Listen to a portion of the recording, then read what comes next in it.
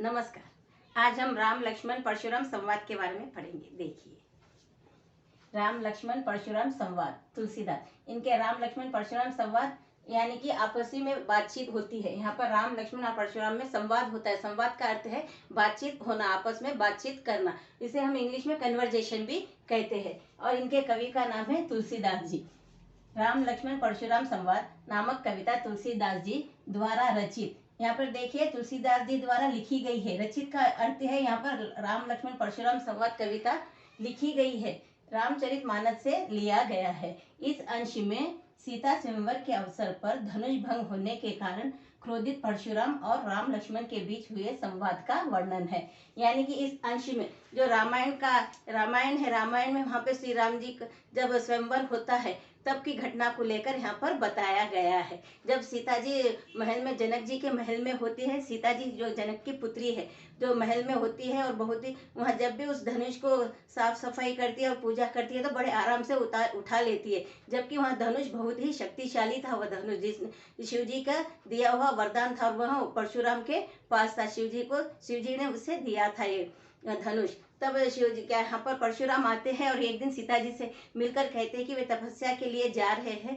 इसीलिए वहाँ धनुष उनको सीता जी को सौंप कर जाते हैं। जब एक दिन देखते हैं, जनक जी देखते हैं कि सीता जी बड़े आराम से धनुष की साफ सफाई करती है और उसका पूजा पाठ करती है, तो वो परेशान हो जाते हैं और सोचते हैं कि मेरी बेटी इतनी शक्तिशाली कैसे है, क्योंकि वहाँ धनुष कोई आम धनुष नहीं था, वो शिव जी का धनुष था और उन्होंने उपहार स्वरूप परशुराम को दिया था। तो इसी धनुष के बारे में यहाँ पे बातें हो रही है।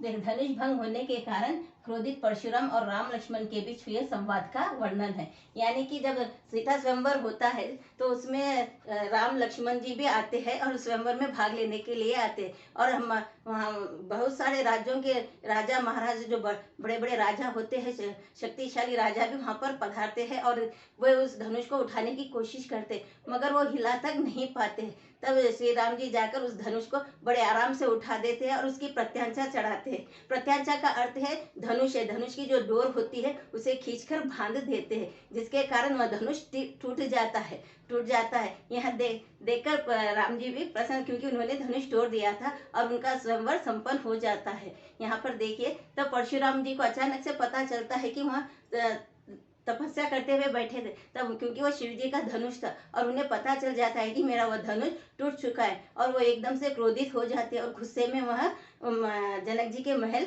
पहुंचते हैं। स्वयंवर में शिव जी का धनुष टूटने का समाचार मिलने पर परशुराम जी क्रोधित होते हैं और सीता के स्वयंवर में पहुंचकर धनुष भंग करने वाले को ललकारते हैं। यानी कि देखिए, वो जब सीता के स्वयंवर में पहुंचते तो बहुत ही गुस्से से भरे हुए होते। क्रोध यानी कि गुस्से से भरे होना। वहां पहुंचते हैं और जोर जोर से ललकारते हैं। ललकारने का अर्थ है वह चीखते हैं, चिल्लाते हैं कि किसने मेरा धनुष तोड़ दिया है। ऐसा इस धरती पे कोई क्षत्रिय नहीं है जिसने कि मेरे धनुष को हाथ लगाया। अगर किसी ने ऐसा किया है, तोड़ दिया है, किसी ने इसे नष्ट कर दिया है, तो मैं उसका वध कर दूंगा। वध का अर्थ है मैं जान से मार दूंगा। और वह जोर जोर से चीख चीख कर कहने लगते हैं। परशुराम का क्रोध शांत करने के उद्देश्य से राम जी उनको विनम्रता पूर्वक कहते हैं कि शिव जी का धनुष तोड़ने वाला कोई आपका सेवक ही होगा। यहाँ पर देखिए, श्री राम जी बहुत ही आदर्श पुत्र है, वहाँ आदर्श पिता है, और उनके जैसा चरित्र इस दुनिया में कोई दूसरा नहीं है, जिसे हम जय श्री राम जी के नाम से भी आदर्श के सम्मान के साथ उनका नाम लेते, क्योंकि वो उनका एक पुरुषों में उत्तम पुरुष है।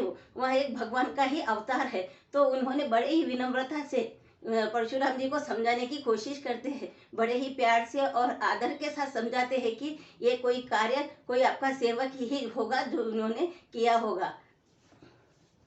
यह सुनते ही परशुराम का क्रोध और बढ़ जाता है। तब लक्ष्मण कहते हैं कि धनुष पुराना तथा जीर्ण था, इस कारण हाथ लगाते ही टूट गया। यहाँ पर देखिए, जब राम जी समझाने की कोशिश करते हैं तब परशुराम जी बिल्कुल नहीं सुनते हैं, और वो कहते हैं कि अगर वो सेवक है तो वो सेवक का ही काम करे, वह धनुष को उसने कैसे लगाया। तब ये बात सुनकर लक्ष्मण जी उन्हें ताना मारते, व्यंग्य पूर्वक कहा।